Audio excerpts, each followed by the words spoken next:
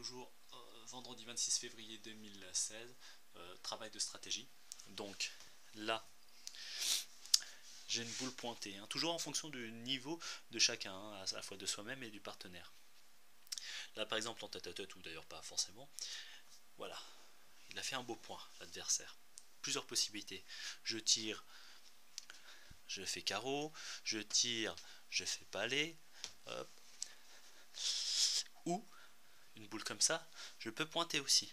Je pointe, même ici, ou même ici, ou même là d'ailleurs, je peux retirer. C'est pas des boules perdues. D'où l'importance du point pour moi. C'est pour ça que j'insiste sur le fait du point, parce que le point est décisif sur la décision stratégique. Soit même, moi l'idée souvent je conseille, hein, c'est ma vision des choses, de jouer entre guillemets le point normal, mais sans avoir peur de la boule puisqu'elle a déjà le point.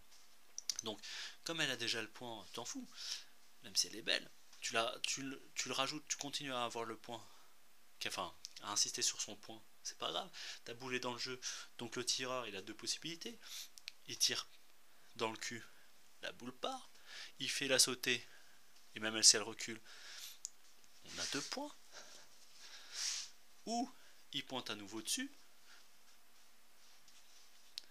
enfin comme, et pour faire le bec, alors soit il embouchonne, soit carrément il amène le cochon, ou carrément il se met derrière à nouveau. Mais l'idée c'est de vraiment jouer le point normalement, et ne pas avoir peur de la boule, sachant qu'il peut l'écarter en plus. Hop. Donc, sincèrement, pour moi, surtout en tête à tête, de toute façon il faut être polyvalent, ça c'est sûr, mais en doublette ou triplette, le pointeur, comme les autres, hein, chaque rôle est important, a quand même un rôle décisif, en tout cas en termes de stratégie. Un tireur, quand il tire, voilà, c'est quitte ou double, enfin triple, le bonus c'est d'avoir le palais ou cadrer, enfin ou faire le carreau, un pile quoi, mais finalement le pointeur, le fait comment il va pointer, s'il pointe mal, bah c'est mort, il faudra serrer, du coup c'est un jeu vraiment défensif et c'est pas sûr de gagner, de reprendre le point. Soit il joue vraiment le jeu et on a encore cette possibilité de tirer ou de pointer, reprendre le point, donc le jeu est beaucoup plus construit quand le pointeur met des boules intéressantes. Même là, des fois, c'est des boules pièges. J'aime pas trop les boules derrière, moi, personnellement. Mais là, des fois, on ne veut pas la tirer. Finalement, les joueurs jouent et ils se retrouvent avec des boules là-bas et ils comprennent pas. Donc, vraiment, c'est important. Mais une boule devant, c'est plus intéressant parce que souvent, les gens se focalisent dessus au lieu de jouer une première dessus et quitte à la rentrée. De toute façon, normalement, justement, si c'est un jeu d'équipe, il faut faire confiance à l'autre. Donc, le tireur pourra l'enlever. Ils jouent pas le jeu, ils déjouent, et du coup leurs boules elles partent à 14 000 km.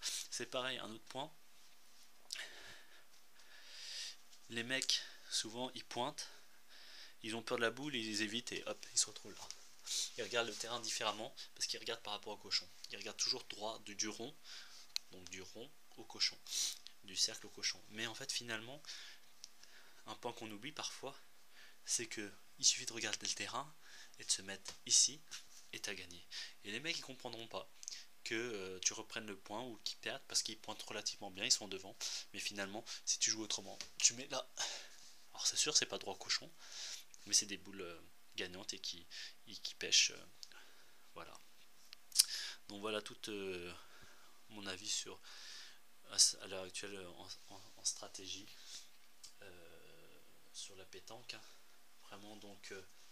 Hein, le pointeur est important sur la stratégie, le tireur est important après sur des boules décisives, à niveau boule constant égal et boule pareil, c'est le tireur qui va faire la différence parce qu'il va enlever la boule qui gêne vraiment. Mais sinon voilà, on peut tirer à la rafle, prendre le cochon ou la boule, on peut pointer dessus, faire un devant de boule, et même si elle bouge pas trop, on tire après au cul ou la sauter. On vient se coller à la boule, la décaler, et s'il y a toujours le point, faire confiance au tir à tirer ou jouer, d'ailleurs il y a cette possibilité aussi de rejouer le point normal mais tout en faisant soit un bec sur cette boule adverse, soit un bec sur la boule du partenaire, soit avancer sa boule. Tout est possible. Le jeu de jouer sa boule c'est pas mal quand on a pour faire le coup de poker dans le sens où on peut rentrer 2 points en même temps. Difficulté, c'est bien quand c'est comme ça par exemple, mais le problème c'est que des fois aussi ça fait ça.